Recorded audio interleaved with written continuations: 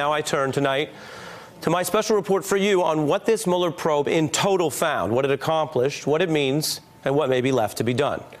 Let's start with something that most people do realize by now. Bob Mueller captivated really a lot of the country with the way he conducted this probe.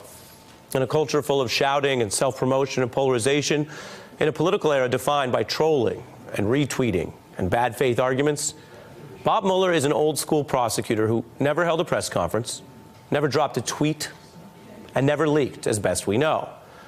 This was more than something about style. This was government professionalism. This was prosecutorial rigor. This was an approach to public service that, yes, operated as an inherent, if understated, rebuke to Donald Trump's entire political existence. But Mueller was not assigned to ever get Trump. He was assigned to investigate Russian election interference, any links to Trump associates or other crimes arising out of the probe. You can think of it as just three topics: the Russian interference, the Trump links, and those other crimes. Now, Mueller has just finished his probe late Friday, and this ending also marks the end of indictments on those three topics. So what's different tonight is we can draw some conclusions about what Mueller found. He found Russian election interference, indicting 12 Russians and exposing their tactics, and he found a lot of other crime throughout these 22 months, a whopping 37 indictments. He did not find chargeable collusion conspiracy, and he also found many actions by Trump related to the crime of obstruction, which are noted in that new letter that Barr wrote explaining why Mueller did not exonerate Trump on obstruction, an issue that is typically decided by Congress.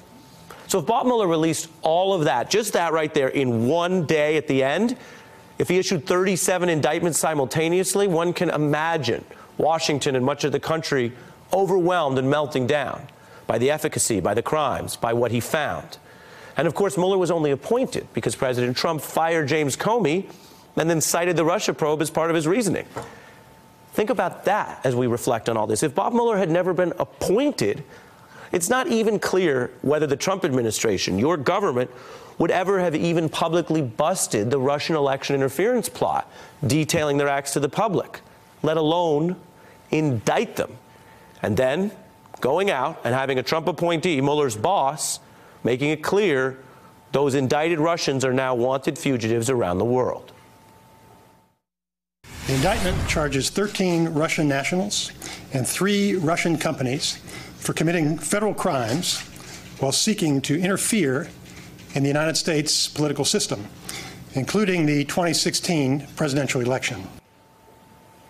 But as for the election conspiracy probe, meaning did Americans help those Russians, let's be clear, because I've heard some people debate this even right here on our special tonight. But we do know Mueller took this seriously. He made, we learned tonight, 13 requests for evidence from foreign governments. He unloaded 2,800 subpoenas demanding evidence about Trump campaign officials and Trump business activities, and he scoured all the areas for potential collusion or bribery or election conspiracies.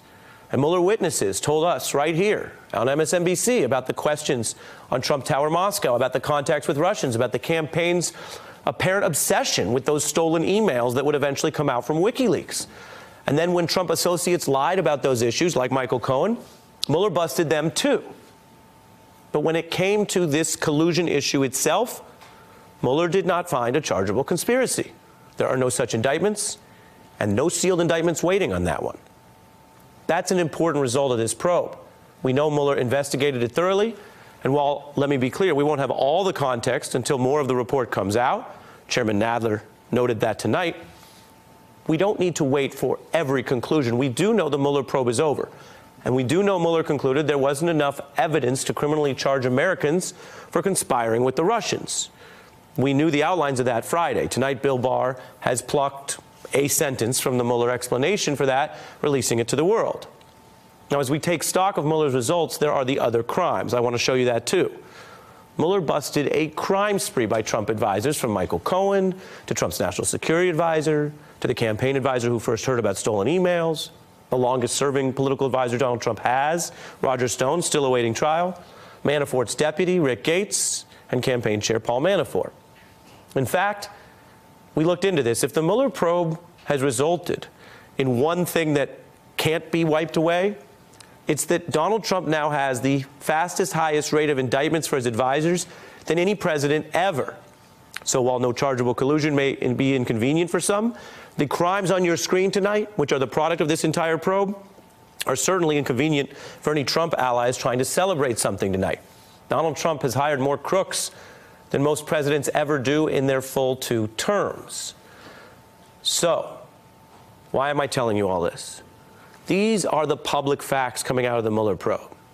Now, some people would like some of these facts to be different for different reasons. Some Trump supporters wish the probe didn't uncover what you just saw on your screen. So many crooks working at the highest levels for Donald Trump.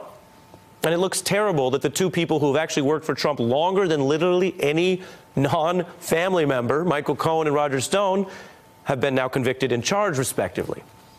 But I want to be clear with you tonight. There are others who wish this probe would have uncovered more evidence for a chargeable election conspiracy in order to get Trump associates. Now, some people want those charges because they just think they're true. They expected that there would be a chargeable conspiracy after hearing so much about Trump publicly asking for Russia's help and his aides going to meetings that no campaign aides would ever normally go to. Other people, let's be real, may just hope for charges that challenge the legitimacy of this very controversial president. That those motivations are not what guides our justice system. Consider that it's the independent prosecutors who have the far greater grasp of all the evidence, some of it secret, who looked at this for 22 months and determined there wasn't enough evidence to press those kind of charges on conspiracy beyond a reasonable doubt. The rule of law requires we respect these outcomes without regard for what people may have hoped or even expected. And we all know the Trump era has been full of calls for certain people to stand up to their side or their base and to stand up and defend principles or facts or the American way. If you watch the news, if you watch political discussions, I'm sure you've seen many of those conversations. Often those calls are directed at congressional Republicans, and for good reason. Tonight, some of those calls may apply to some congressional Democrats who have every understandable right to want to focus on getting the Mueller report released. I've explained why that's important. And Democrats want to assert their constitutional role, which is typically theirs, not Bill Barr's, to determine any potential obstruction. We've reported on that too. And there may yet be other areas for presidential accountability growing out of this probe and its leads. But just as so many people call on congressional Republicans to stand up on principle, this, tonight, and the days ahead are certainly a time for congressional Democrats to stand up too and acknowledge Bob Mueller did not find a chargeable election conspiracy.